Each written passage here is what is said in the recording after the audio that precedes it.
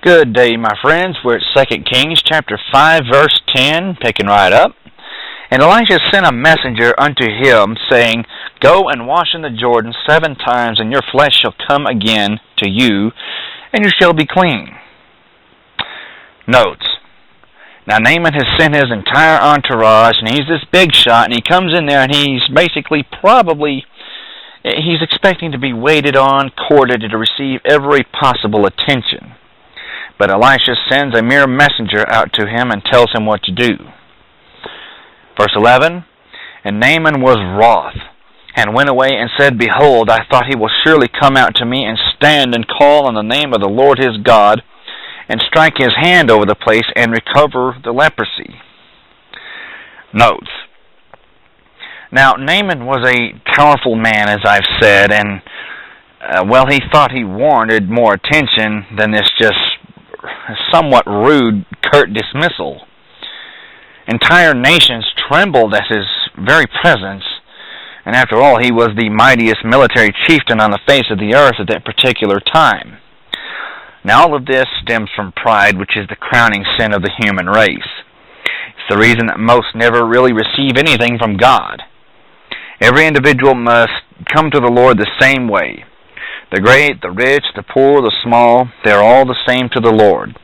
Poor, wretched lepers. Verse 12. Are not Abana and Pharpar, rivers of Damascus, better than all the waters of Israel? May I not wash in them and be clean? So he turned and went away in a rage. Notes. And he was rather ticked off.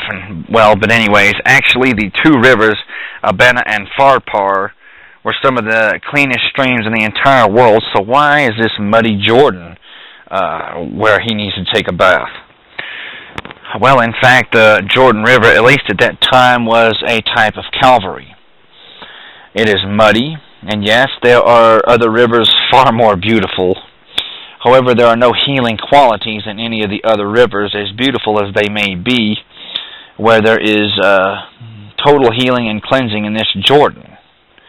In effect, Calvary.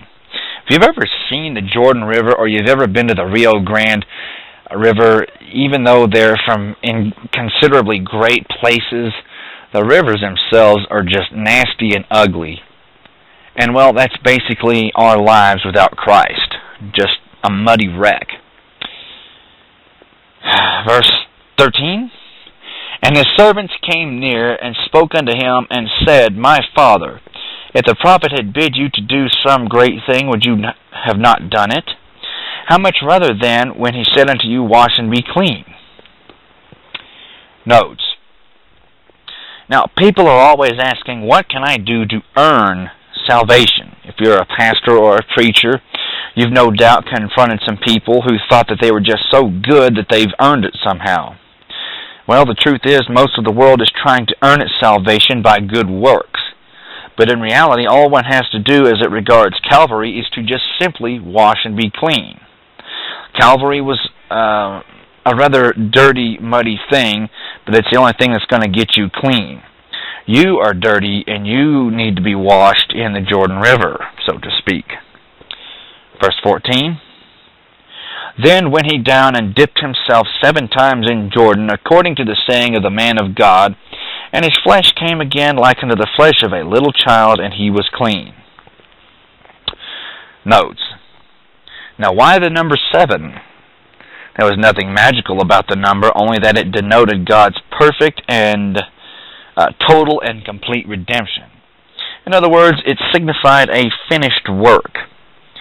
Salvation makes a man whole. How many millions have dipped into the waters of Calvary and have seen all their sins washed away? Man is spiritually dirty and filthy like a menstrual rag. You can find that verse. I'll discuss that later. But anyways, this dirt, it cannot be cleansed by the soap of this world, but only by the precious blood of Jesus Christ. I'm trying to think of that verse that talks about a woman's menstrual rag being equivalent to an average man's righteousness, but I'm pretty sure I'll run across it eventually. Verse 15. And he returned to the man of God, he and all his company, and came and stood before him. And he said, Behold, now I know that there is no God in all the earth, but in Israel. Now therefore I pray you take a blessing of your servant. Notes. In other words, he wanted to give Elijah an offering of some type, and that's kind of understandable. But see what Elijah says, verse 16.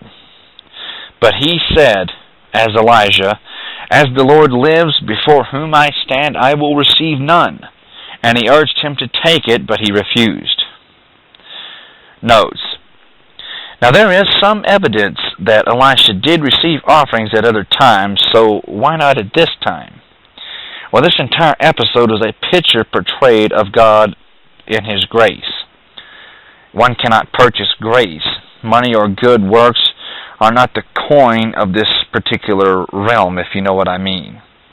If Elisha had taken money, it would instantly have nullified the work of grace that was in progress right here. It would have made a total mockery of the blood of Christ. Verse 17. And Naaman said, Shall there not then, I pray you, be given to your servant 2 mules, burden of the earth? For your servant will henceforth offer neither burnt offerings nor sacrifice unto other gods, but unto the Lord. Notes. Naaman's kind of an amazing individual by saying this. He knew that the Lord of Israel was truly God and not these heathen idols that he had been surrounded by. He desired to offer burnt offerings to the Lord of Israel and felt that the soil of Syria was basically unfit. Inasmuch as Israel was God's land, Naaman was far more theologically sound, at least at that time, than most people would probably realize. I hope to see Naaman in heaven one day. I'd like to talk with him. Verse 18, In this thing the Lord pardon your servant, that when my master, who is the king of Syria, goes into the house of Rimmon to worship there, and he leans on my hand, and I bow myself in the house of Rimmon, when I bow down myself in the house of Rimmon, the Lord pardon your servant in this thing. Verse 19, And he who is Elijah said unto him who was Nathan, Go in peace. So he departed from him a little way. Notes. Now all of this stuff obviously was not proper. They're human beings and they make mistakes. Naaman would have been much better off if he had not even went into the temple in the first place. But seeing that he knows very little about the God of Israel, Elisha, he basically gives him a slap on the wrist and says, Go in peace. It's not really that big of a deal. Surely he'll figure it out later, in other words. Verse 20, But Gehazi, the servant of Elisha, the man of God, said, Behold, my master has spared Naaman this Syrian, and not receiving at the hands that which he brought. But as the Lord lives, I will run after him and take somewhat of him. Notes. This proclaims the efforts of Gehazi to change the great plan of God for salvation from the grace of God to salvation by works. And it was met with some pretty heavy judgment. We're going to read that. Verse 21. So Gehazi followed after Naaman, and when Naaman saw him running after him, he lighted down from the chariot to meet him and said, Is all well? And he said, All is well. My master has sent me, saying, Behold, even now there be come to me from Mount Ephraim 2 young men of the sons of the prophets.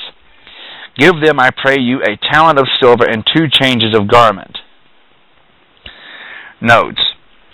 Now his story altogether was plausible, and his demands prudently moderate, at least as far as Naaman was concerned. But we know for a fact that Elisha had nothing to do with any of this. So he's lying, basically. And we must pick up in chapter 5, verse 23 of the book of 2 Kings. Thank you, and God bless.